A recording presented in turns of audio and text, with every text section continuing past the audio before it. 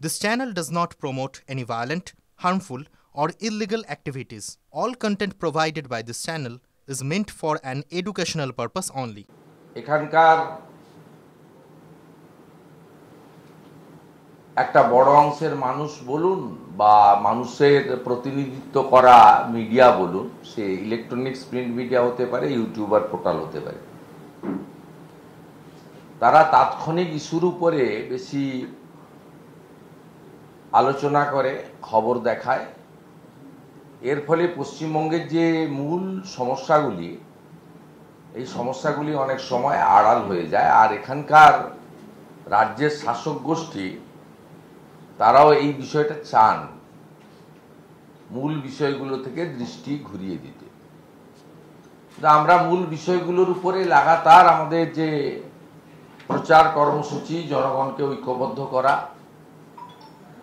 এগুলো নিয়ে আমরা আমাদের প্রধান বিরোধী দল হিসেবে এই রাজ্যের মানুষকে, একটা বড় অংশের মানুষকে, প্রায় 40% কাছাকাছি এবং 2,30,00,000-এর বেশি মানুষকে প্রতিনিধিত্ব সমর্থন নিয়ে সমগ্র রাজ্যের মানুষকে প্রতিনিধিত্বকারী ভারতীয় জনতা পার্টি সে কাজটা কিন্তু চালিয়ে যাচ্ছে, ভবিষ্যতেও চালাবে। আমি আজকে যে বিষয়ে আপনাদের সঙ্গে মিলিত হয়েছি সেটা হলো আমাদের ভারতের নির্বাচন কমিশন, সাংবিধানিক বডি, তাদের যে এসআইআর প্রক্রিয়া চলছে, এই প্রক্রিয়া নিয়ে মমতা ব্যানার্জির ভণ্ডামি, তৃণমূল কংগ্রেসের মিথ্যাচার এবং দ্বিচারিতা নিয়ে আপনারা নিজেরাই, এখন তো সবই ভিডিওতে পাওয়া যায়, প্রমাণের জন্য আলাদা কিছু জোগাড় করার দরকার হয় না। যদিও মমতা বন্দ্যোপাধ্যায় কলকাতায় দাঁড়িয়ে বা ভবানীপুরের বিজয়া সম্মেলনীতে ভার্চুয়ালি যা বলেন, আবার পরক্ষণে এয়ারপোর্টে দাঁড়িয়ে তাকে পাল্টে দেন। অতএব এটাও মানুষ দেখছে, প্রত্যেকটা জিনিস মানুষ দেখছে, এবং এই দ্বিচারিতা, মিথ্যাচার এবং মানুষকে বিভ্রান্ত করে এই রাজ্যের মূল সমস্যা থেকে দৃষ্টি ঘুরিয়ে দেওয়া, সাথে সাথে কিছু মানুষকে মিথ্যা প্রচার, ভুল তথ্য পরিবেশনের মধ্য দিয়ে বিভ্রান্ত করা, এটা আজকে নতুন নয়। 2019 সালে মাননীয় প্রধানমন্ত্রী নরেন্দ্র মোদীজি, মাননীয় স্বরাষ্ট্রমন্ত্রী অমিত শাহজি, সামগ্রিকভাবে ভারত সরকার যখন সিএ আইন এনেছিলেন, আফগানিস্তান, পাকিস্তান, বাংলাদেশ থেকে ধর্মীয় উৎপীড়নের কারণে চলে আসা হিন্দু, শিখ, খ্রিস্টান, জৈন, বুদ্ধিস্ট, পার্সি ইত্যাদিদের নাগরিকত্বের মর্যাদা দেওয়ার ক্ষেত্রেও এখানে জানেন গোটা ভারতবর্ষের মধ্যে প্রথম অশান্তির আগুন লেগেছিল পশ্চিমবঙ্গে, এবং সেটা লাগিয়েছিলেন মমতা বন্দ্যোপাধ্যায় এবং তার মন্ত্রী সিদ্দিকুল্লাহ চৌধুরী। সেদিন নবান্নর সামনে 37টা বাস পোড়ানো হয়েছিল, যার মধ্যে 22টা সরকারি বাস। মালদা শামসিতে রেল লাইন উপড়ে ফেলে দেওয়া হয়েছিল। মুর্শিদাবাদের আজিমগঞ্জে হাজারদুয়ারির মতো একটি গুরুত্বপূর্ণ ট্রেন, তাকে পুরো ট্রেনটাকে জ্বালিয়ে দেওয়া হয়েছিল। রেজিনগর, বেলডাঙ্গাতে রেল স্টেশন পুড়িয়ে দেওয়া হয়েছিল, এবং উলবেড়িয়াতে করমণ্ডল এক্সপ্রেসে যে পেশেন্টরা ফিরছিলেন সিএমসি ভেলোর থেকে, তার উপরে পাথর পড়েছিল। ওইটা লাগিয়েছিলেন আগুনটা মমতা বন্দ্যোপাধ্যায়।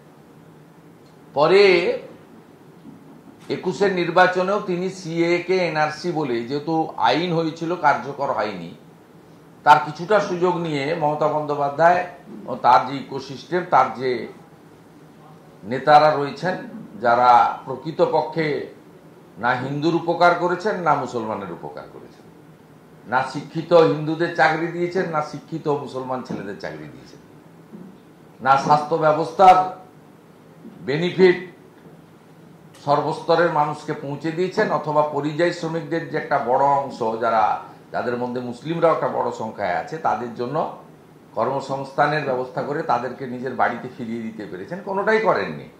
তাই সেদিনও সিএ কে এনআরসি বলে ক্যাম্পেইন করে ভোট নিয়েছিলেন। এটা নতুন কিছু নয়। তাই এসআইআর যখন বিহারে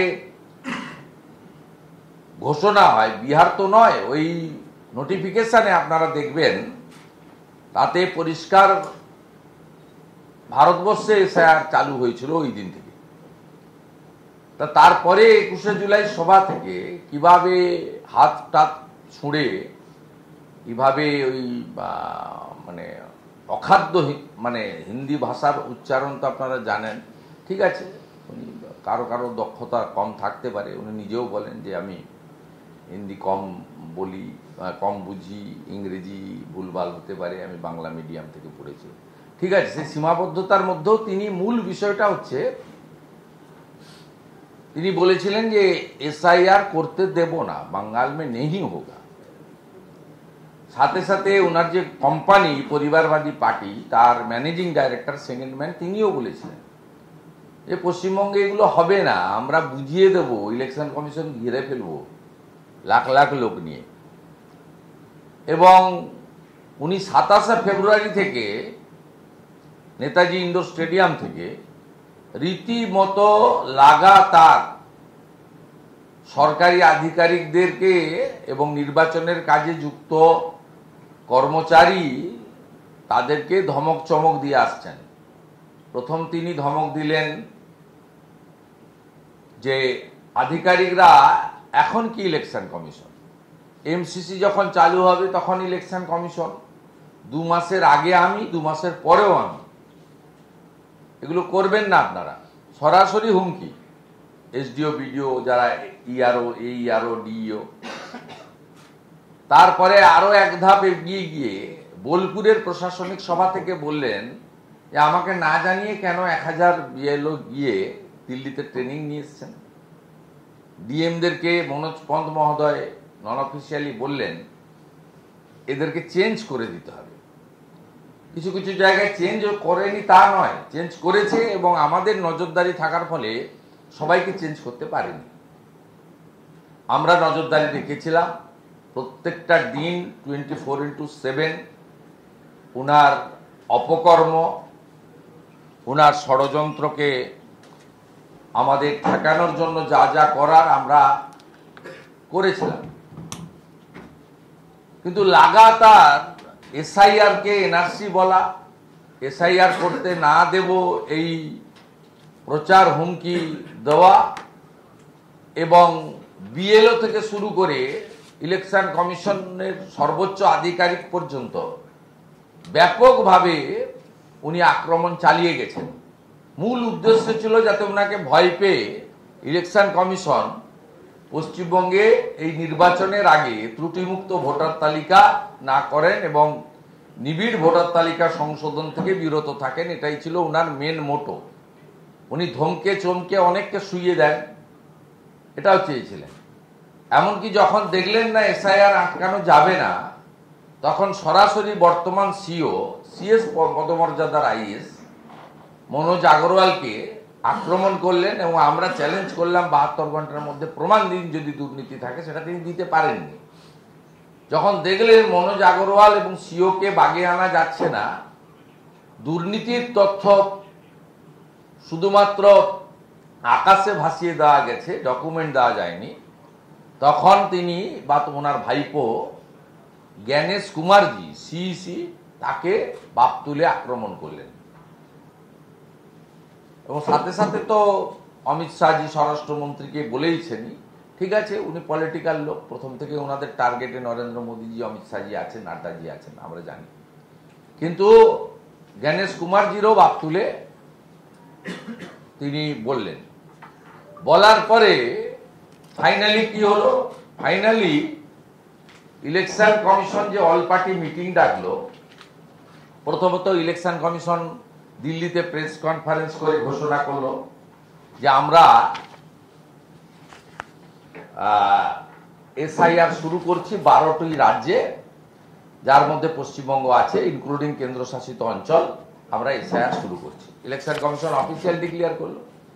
ওটা ভারতবর্ষের টিভি মিডিয়া, যেহেতু পশ্চিমবঙ্গে এসআইআর হচ্ছে, আপনারাও সবাই দেখালেন, লাইভ করলেন, প্রত্যেকটা শব্দ বাক্য নিয়ে আলোচনা, পর্যালোচনা, টক শো, ডিবেট সব কিছু হয়ে গেল।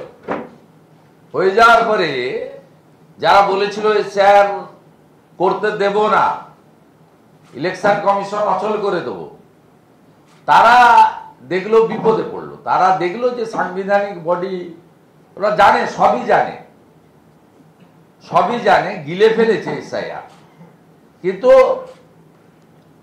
মুসলিমদেরকে বিভ্রান্ত করা, এনআরসি করে, আমাদের শরণার্থী হিন্দু যারা, তাদেরকে ভয় দেখানো, এই কাজটা কন্টিনিউ তারা করছেন। খাচ্ছে না, যদিও শরণার্থীরা খাচ্ছে না, কারণ প্রথমত শরণার্থী হিন্দু যারা মূলত বাংলাদেশ থেকে এসছেন, তাদের ক্ষেত্রে এক তো 2002-এর আগে যারা এসেছেন পার্টিশনে বা 71-এ বা পরবর্তীকালে বাংলাদেশে যখন যখন বড় বড় হিন্দু নিধন যোগ্য হয়েছে, হিন্দু নিধন করা হয়েছে, কখনো বিএনপির আমলে, কখনো অন্য সরকারের আমলে, বিভিন্ন দলের সরকার, বিভিন্ন বড় বড় যে সমস্ত হিন্দু মানে শেষ করে দাও, শূন্য করার উদ্যোগ হয়েছে, তারপরে পরেই অনেক এসছে।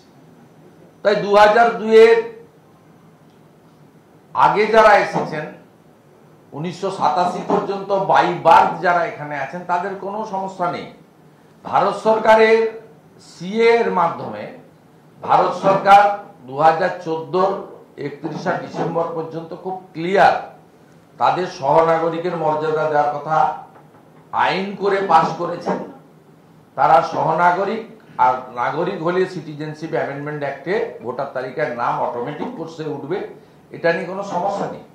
পরবর্তীকালে 5ই আগস্ট বৈধ প্রধানমন্ত্রী শেখ হাসিনাকে সরানোর পরে বাংলাদেশে যে জামাতিদের সরকার এসেছে, কমপ্লিট মৌলবাদী সরকার, ভারত বিরোধী সরকার, যারা হিন্দুদেরকে শূন্য করতে চায়, তারা আসার পরেও প্রচুর হিন্দুদের আসতে হয়েছে বাধ্য হয়ে, ধর্ম বাঁচানোর জন্য, প্রাণ বাঁচানোর জন্য। সেই জন্য ভারত সরকার 31/12/2024 পর্যন্ত তারা সমস্ত শরণার্থী হিন্দুদেরকে ভারতে থাকার অনুমতি দিয়েছেন, লিখিতভাবে নোটিফিকেশন করে এমএইচএ থেকে। এটা আপনারা সবাই জানেন। এটা কেন হয়েছে তার কারণ কোনো রাজ্যে নয়, মানবিকতার দিক থেকে, এবং ভারত হিন্দুস্থান, হিন্দুদের আশ্রয়স্থল, কোন রাজ্য করেনি। পশ্চিমবঙ্গে পুলিশকে লাগিয়ে তৃণমূল কংগ্রেস এবং তৃণমূল কংগ্রেসের লোকেরা বিভিন্ন জায়গায় হিন্দু শরণার্থীদেরকে থানায় তুলে নিয়ে যাচ্ছিল, জেলে আটকে রেখেছে। সেই কারণে ভারত সরকারের কাছে এই খবরটা ছিল, তাই হিন্দু শরণার্থীদের ভারতে থাকা প্রোটেক্টেড করেছে। এবং আপনারা জানেন গতকাল জনস্বার্থ মামলা হয়েছে, তরুণজ্যোতি তেওয়ারি এবং গোপাল গোয়ালি করেছেন। তারা বলেছেন যে পশ্চিমবঙ্গের জেলে 31শে ডিসেম্বর 2024-এর মধ্যে কত হিন্দু সেখানে আটকে রাখা হয়েছে। আপনারা মেটেলি থানাতে দেখেছেন গত পরশুদিন এলাকার হিন্দুরা জড়ো হয়ে অবৈধভাবে থানায় আটকে রাখা হিন্দুকে বের করে ছাড়তে বাধ্য করিয়েছে পুলিশকে। অতএব শরণার্থীদের ব্যাপারে, তাদের ভারতবর্ষে পশ্চিমবঙ্গে থাকার ব্যাপারে ভারত সরকার লিখিত কমিটমেন্ট দিয়েছে, যে কজন জেলে আছে তাদেরকেও 2 সপ্তাহের মধ্যে আমরা বাইরে বের করব। রানাঘাটের জেলে আছে, রায়গঞ্জের জেলে আছে, বিভিন্ন জায়গা আছে, আমরা বের করব। আমরা হিন্দু শরণার্থীদের ব্যাপারে ভারত সরকারও যেমন কমিটেড, পশ্চিমবঙ্গ বিজেপিও সেইভাবে কমিটেড, এটা নিয়ে কোনো দ্বিধাদ্বন্দ্ব নেই। এবারে আসুন মূল বিষয়ে। মূল বিষয়ে হচ্ছে এসআইআর। এসআইআরে আপনারা দেখুন 31শে অক্টোবর যখন মিটিং হলো, সেই মিটিংয়ে তৃণমূল কংগ্রেস পার্টিসিপেট করলো। তৃণমূল কংগ্রেস পার্টিসিপেট করলো, আপনারা দেখুন।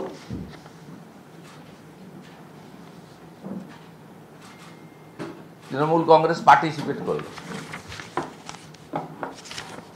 এবং পার্টিসিপেট করে তারা 1,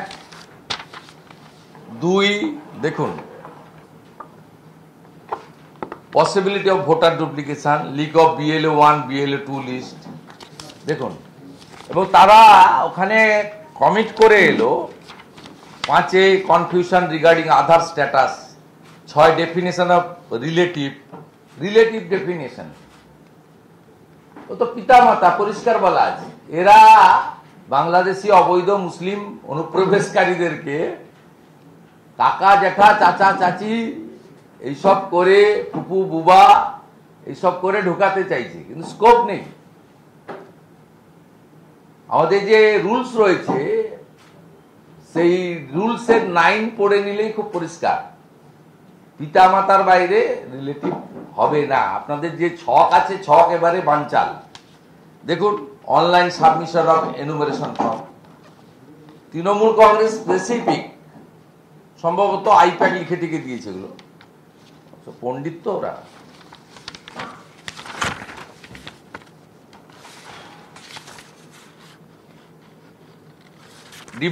ডিমান্ড দেখুন, transparency and access of information, data security and procedural fairness, document consistency and clarification, protection of voter rights আর integrity of booth level operation.